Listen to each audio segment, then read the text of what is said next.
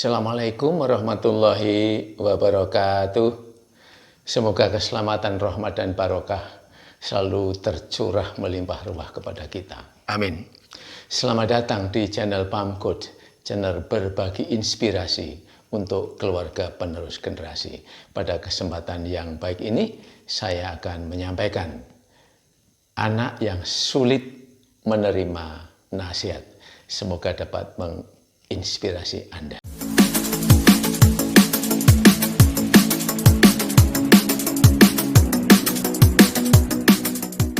Ayah bunda, menghadapi anak-anak yang sedang berkembang memang tidak semudah membalikkan telapak tangan. Namun bukan berarti hal itu tidak ada solusinya.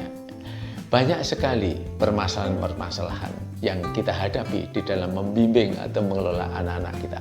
Salah satu di antaranya adalah kadang-kadang atau bahkan sering nasihat kita itu tidak diterima oleh anak kita. Kadang-kadang saking jengkelnya sudah memberi nasihat, anak kita tidak memperhatikan, kemudian secara tidak sadar kita memberi label yang kurang pas untuk anak-anak kita.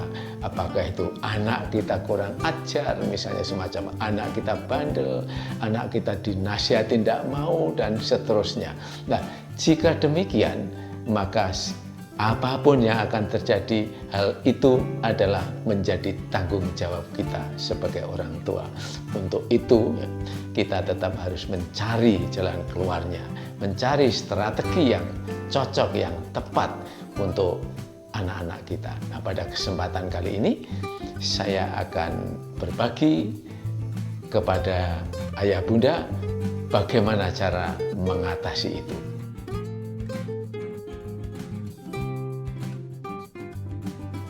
Ayah bunda, sebagai orang tua, sebaiknya kita selalu berpikiran positif terhadap anak-anak kita. Jika saat ini anak-anak kita tidak mau atau belum mau menerima nasihat, bukan berarti selamanya tidak akan mau menerima nasihat. Sebaiknya kita tetap berpikiran positif bahwa anak-anak kita itu adalah anak-anak yang luar biasa, dan itu menjadi tanggung jawab kita. Jangan terburu-buru kita memberi label yang negatif ya. Bagaimanapun juga label yang negatif itu kelak di kemudian hari akan mempengaruhi nasibnya. Untuk itu, sebelum kita lanjut, mari kita masuk ke dalam diri kita sendiri dulu. Coba ayah bunda bersama-sama yuk kita mengingat kembali terakhir pada saat kita menolak sesuatu. Entah misalnya diajak makan kemudian kita menolak, entah diajak jalan-jalan kita menolak, entah misalnya diajak masuk ke grup WA misalnya kita menolak. Dimanapun, kapanpun ya, penolakan itu coba kita ingat kembali. Apa alasannya? Apa alasannya kita menolak itu? Pasti penolakan itu ada alasannya. Apapun alasannya pasti ada. Nah, sebetulnya demikianlah yang terjadi pada anak-anak kita, ya bunda. Anak-anak kita melakukan penolakan atas nasihat kita itu tentu ada alasannya. Nah, apapun alasannya, kita sebaiknya mencari strategi yang tepat. Oh ya, satu lagi. Pernahkah Anda berbicara dengan seseorang yang merasa sangat klop, ya, cocok banget? Padahal orang itu baru ayah bunda kenal saat itu. Jika demikian, berarti ayah bunda mempunyai banyak kesamaan. Entah kesamaan asalnya dari mana, entah kesamaan selera makannya sama, entah kesamaan yang lain. Ya, dalam arti kata banyak sekali kesamaan-kesamaan. Sehingga ayah bunda merasa klop dengan itu. Dengan kata lain, preferensi ayah bunda banyak kesamaannya dengan preferensi dari orang yang baru Anda kenal tersebut. Nah, seperti itulah nanti strategi yang akan kita tempuh, yaitu mencari kesamaan-kesamaan dari Ananda sehingga Ananda bisa menerima nasihat-nasihat kita. Nah, seperti apa persisnya? Mari kita bahas lebih lanjut.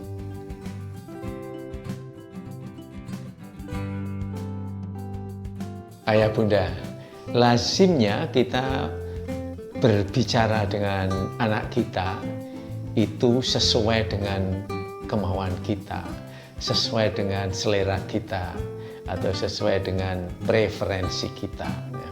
Misalnya nih, saya orang yang maunya beres. Kalau melihat orang yang kerjanya lelet atau tidak cepat, itu rasanya sebel. Kemudian ini kita terapkan ya, karena saya semacam itu.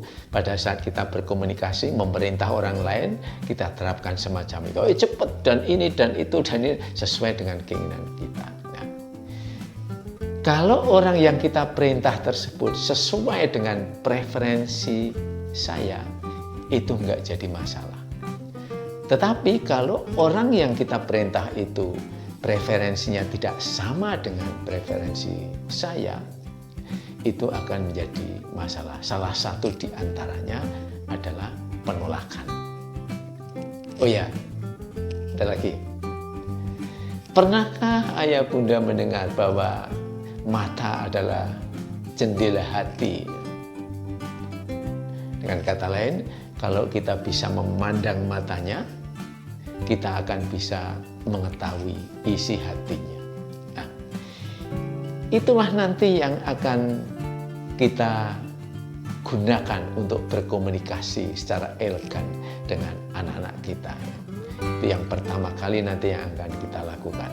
Dengan memandang matanya, kita akan mengetahui apa yang dipikirkan oleh anak kita, apa yang sedang didengarkan oleh anak kita, apa yang sedang dirasakan oleh anak kita. Dengan demikian, dari hal tersebut nanti akan kita gunakan untuk berkomunikasi berdasarkan preferensi anak kita, bukan berdasarkan preferensi kita. Nah, bagaimana persisnya? Mari kita bedah lebih dalam lagi.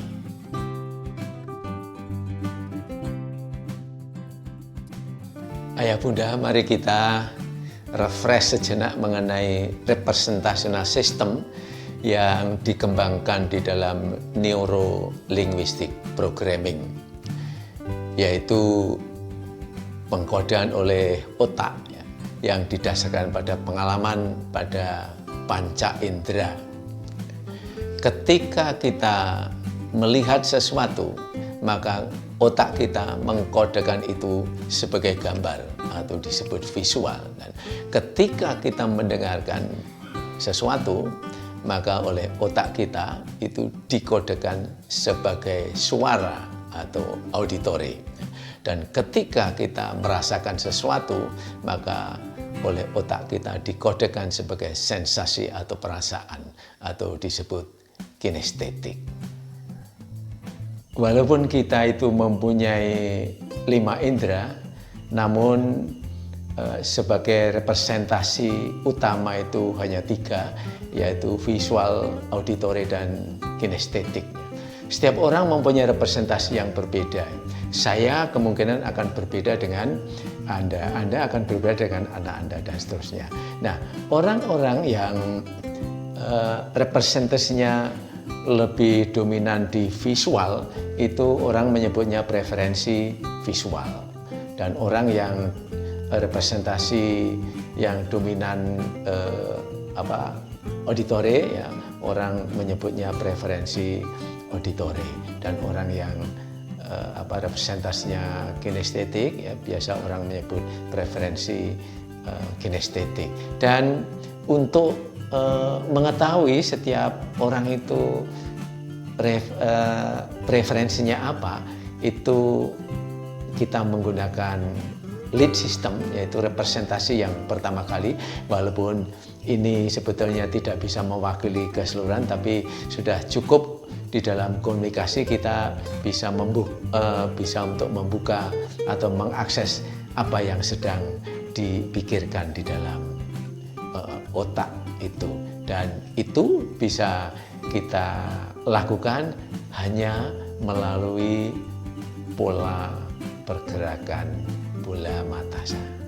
Sebagai penandanya, apakah si A, si B, si C itu representasinya visual, auditory atau kinestetik, maka coba amati pergerakan bola matanya ketika dia sedang berpikir ya, atau sedang berkata-kata gitu ya. Nah, ketika si orang tersebut saat berpikir itu pergerakan bola matanya lebih banyak mengarah ke atas ya. Saat bicara itu mengarahnya ke atas. Itu boleh kita duga bahwa merepresentasikan visual, dan ketika dia sedang berpikir bola matanya itu pergerakannya itu lebih dominan ke arah samping kiri atau kanan ya, samping kiri, samping kanan.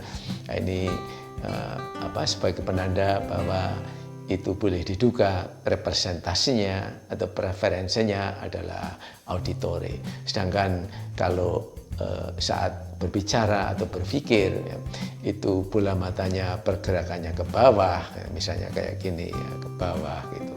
Nah, ini sebagai penanda bahwa representasi dari orang tersebut adalah kinestetik. Nah, setiap representasi itu mempunyai ciri khas tersendiri-sendiri.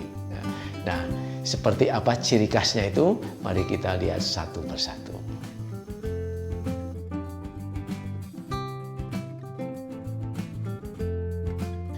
Ayah bunda, kecenderungan orang preferensi visual di dalam berkomunikasi yaitu dia tidak suka basa-basi, tidak suka uraian yang panjang lebar. Suara keras nggak masalah, karena suaranya sendiri, bicaranya sendiri, maksud saya dia cepat. Dan kemudian inginnya itu beres ya. Jadi kalau misalnya melihat orang yang lelet itu dia tidak suka, inginnya cepat selesai, cepat beres. Dan bicaranya itu menggunakan predikat kata-kata yang nuansanya itu visual. Misalnya seperti kata-kata yang sering digunakan itu misalnya menggambarkan, membayangkan, misalnya gitu ya, memvisualisasikan. Nah, itu ciri-ciri khas orang preferensi visual.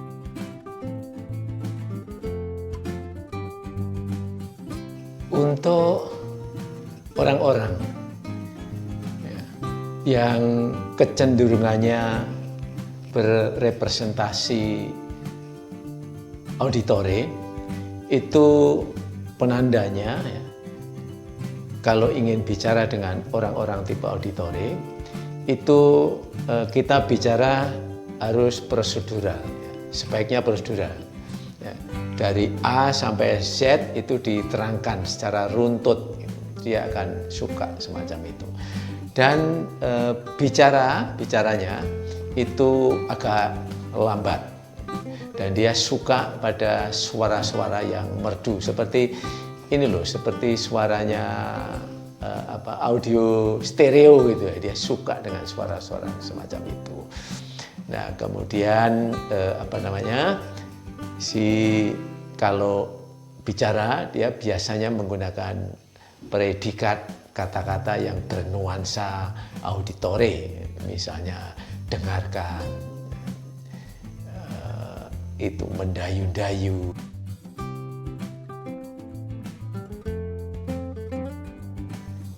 Nah, kecenderungan orang preferensi kinestetik saat berkomunikasi ya, itu bicaranya lambat ya, suka bicara yang kalem, yang lambat begitu.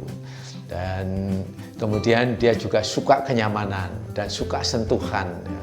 Misalnya kita sedang ngajari anak-anak kita, misalnya katakanlah semacam itu, ya ini diberi hal yang berkaitan dengan yang bisa disentuh, yaitu dengan peragaan misalnya, semacam itu juga. Nah, dan di samping itu juga orang kinestetik itu suka kenyamanan, ya, suka tempat-tempat yang nyaman gitu ya, yang tidak terganggu gitu. Dan kemudian biasanya kalau berbicara, dia predikat kalimatnya itu menggunakan kata-kata yang bernuansa kinestetik, bernuansa perasaan, misalnya coba ini rasakan, misalnya kayak gitu ya, coba ini sentuh, misalnya semacam itu. Ciri khas dari ketiga hal tersebut yaitu ciri khas orang-orang berpreferensi visual, auditory atau kinestetik tersebut yang kita gunakan saat kita menyampaikan nasihat kepada anak-anak kita, atau kita gunakan saat kita berkomunikasi dengan anak-anak kita.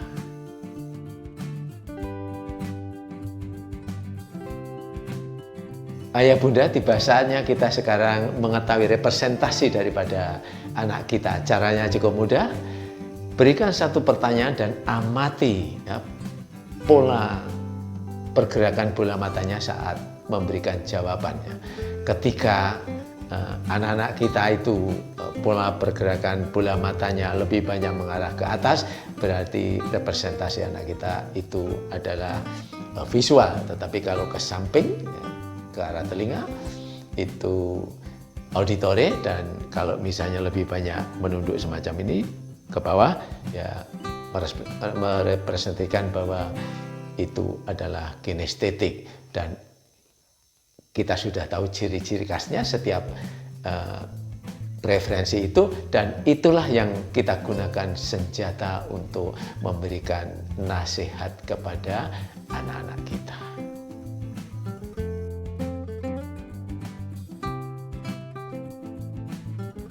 Ayah bunda, tiba saatnya sekarang bagaimana cara mengaplikasikan apa yang telah kita bicarakan tadi, ya. Yaitu bagaimana cara kita memberikan nasihat agar nasihat tersebut bisa diterima oleh anak-anak kita. Yang pertama adalah tentu saja niat, ya. Niat yang baik bahwa kita akan memberikan nasihat yang baik kepada anak-anak kita. Yang kedua, munculkan rasa kasih sayang kepada anak kita, ya, agar supaya kasih sayang yang ada di sini tadi juga dirasakan oleh anak-anak kita. Yang ketiga, ingat ciri khas daripada representasi anak kita. Misalnya anak kita representasinya visual, maka ciri-ciri khas visual itu, anak visual itu seperti apa, dan seterusnya. Dan kemudian sebelum memberikan nasihat yang pokok, maka dahului berbicara dengan representasi anak kita, bukan representasi kita. Misalnya ya, representasi saya adalah visual, dan kemudian saya akan memberikan nasihat kepada anak kita yang berepresentasi auditory. Maka walaupun saya adalah visual, tetapi saya harus berbicara dengan representasi auditory. Ya, jadi bicara saya kita buat yang pas, ya, yang agak lambat, cara menyampaikannya dengan prosedural, misalnya semacam itu ya. Nah, itu misalnya salah satu di antaranya ciri khas orang tipe auditory. Nah, tentu saja ini harus disesuaikan demikian. Kenapa itu? Agar supaya matching. Nah, sesudah matching, kita amati matchingnya itu, kita lihat mereka sudah senang, ya, fisiologinya sudah menunjukkan bahwa matching itu, baru kemudian kita sampaikan apa yang menjadi maksud dan tujuan nasihat kita. Nah, dengan demikian, karena didahului oleh matching tadi, dan matching sudah kita dapatkan, maka nasihat-nasihat kita akan didengarkan oleh anak-anak kita. Nah, semoga ini bisa menginspirasi ayah bunda sekalian. Terima kasih atas perhatian ayah bunda sekalian. Dan sekiranya kalau misalnya ini oleh ayah bunda dianggap baik, Maka tolong tidak hanya berhenti sampai di sini saja, tapi mohon kiranya bisa didistribusikan kepada teman-teman ayah bunda, kepada sejawat ayah bunda, kepada keluarga ayah bunda, sehingga akan bisa bermanfaat bagi banyak orang. Mudah-mudahan kita bisa dipertemukan lagi di kesempatan lain untuk membahas inspirasi yang lain lagi. Terima kasih atas perhatian ayah bunda. Billahi taufiq wal hidayah. Wassalamualaikum warahmatullahi wabarakatuh.